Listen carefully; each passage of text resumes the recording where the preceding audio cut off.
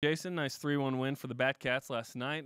Now joining us, the head coach of BYU baseball, Mike Littlewood. Congratulations on the win last night. Thank you. Yeah, few and far between this year, so I'll take that. Thank you. Jordan Wood is 1 out shy of a complete game. 1 run, I think, unearned as well. Performance. Yeah, that was a tremendous showing from Jordan Wood. Well, that's what we were hoping for. I personally was hoping for just a great outing for his final outing.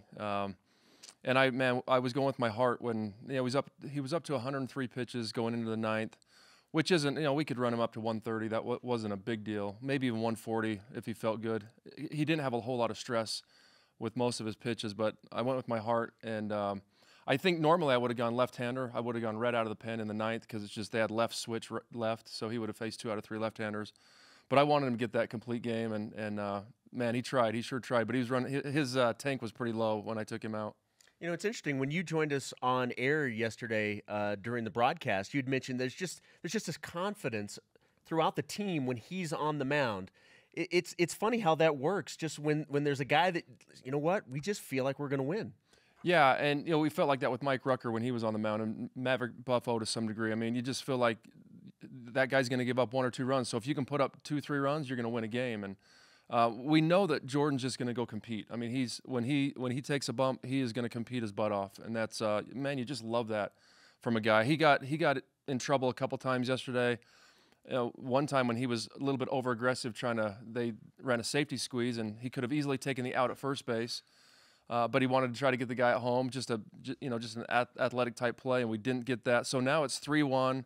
Late innings, they have guys on first and second with no outs, and he pitches his way out of it. I mean, just a true competitor. And we talked about draft guys, but I mean, I hope we have him next year. We want guys to move on, but we need him as not only his skill level, but his leadership. He's an incredible kid. Always good to have an ace. Mike Littlewood, the baseball coach, is on BYU Sports Nation. Casey Jacobson goes yard for the first time in his career.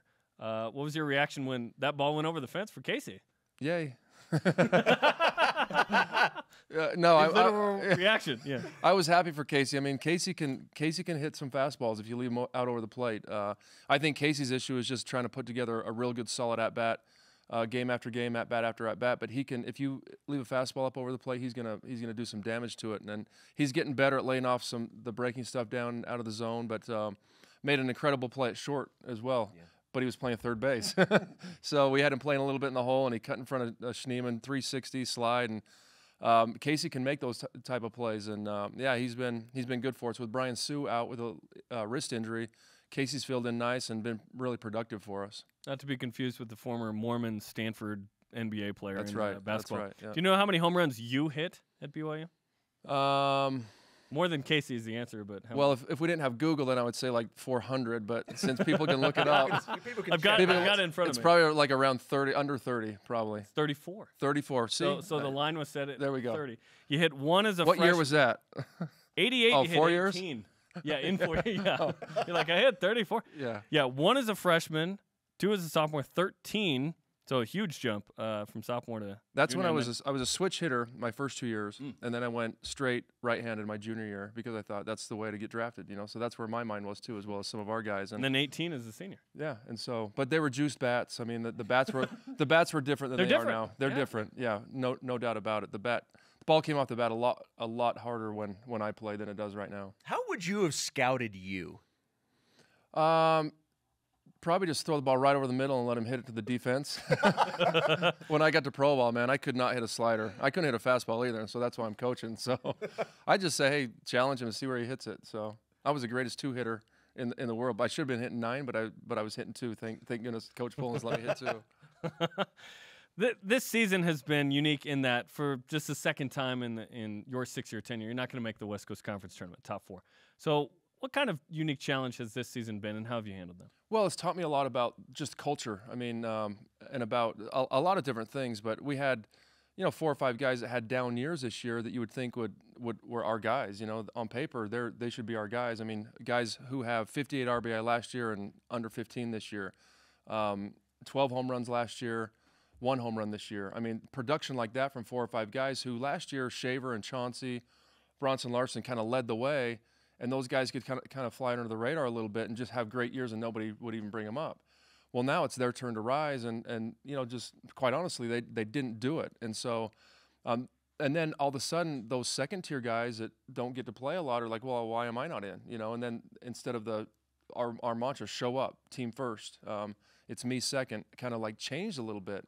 And so you kind of find out a little bit about team culture, and you find out about confidence, and you find out about really accepting roles and all that stuff. So all that stuff kind of creeps in when you're not really having the success that you want to have, and then the confidence level just that we couldn't punch through confidence-wise. I mean, and what's a shame is we go to San Francisco, who's probably the best team that we've played. I think we're the most talented team, maybe not on the mound overall, but the most talented position player team.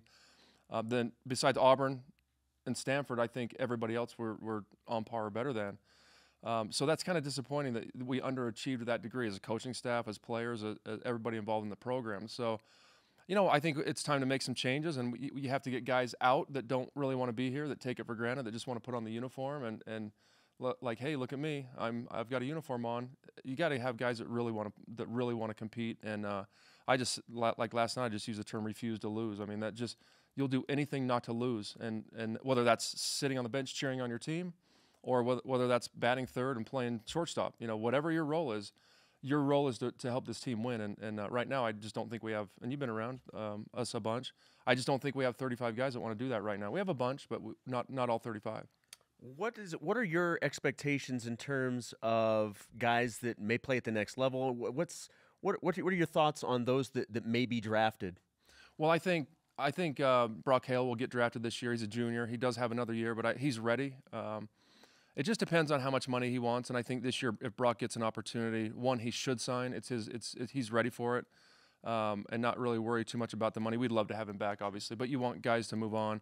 I think Dave Clausen could get drafted. He's had a down year offensively, has some maturity issues to deal with, but I think he'll get drafted. Again, it's just depending on how much he wants to sign for, what his signing bonus is going to be. And we talked about Jordan Wood. Jordan could sneak in there low rounds. You know, pitchers that get drafted are usually 92, 94. I mean, that's just kind of the baseline right now. And Jordan's a 89, 92 guy with a 3-pitch mix, and he's a really good college pitcher, and I think he'd do great in pro ball, but I'm not positive he'll get a chance this year. Schneemann at the first year would have been a high pick if he would have hit. Just had a down year offensively, and so there's 4 or 5 guys in the mix that could or may not get drafted. Let's finish with this, Coach.